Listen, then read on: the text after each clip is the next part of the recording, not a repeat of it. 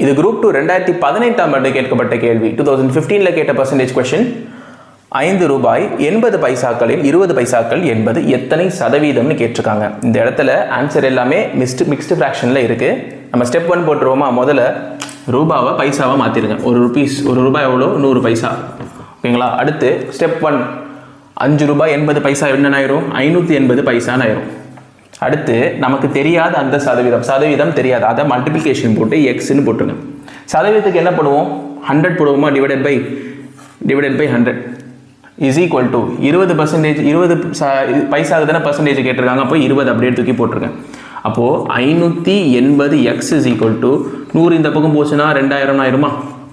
அப்போ x multiplication இருக்கிறது division வந்துடுமா? 2000 டிவைடட் பை 580 வந்துடும். ஒரு ஜீரோ போயிடும். 2 டேபிள்ஸில் இது 29 ஆகும், இது 100 ஆகும். 100 பை 29 போட்டு பாருங்கள். 100 29 3 டைம்ஸ் போட்டு பாருங்கள். 29 3s are 9 3s are 27 3 2s are 6 7 8 87 இருக்குது. பேலன்ஸ் எவ்வளோ வரும்?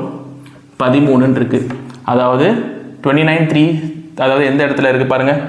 3 13 29 வந்துருச்சா? 3 13 29. ஆப்ஷன் பி இதனுடைய சரியான விடை.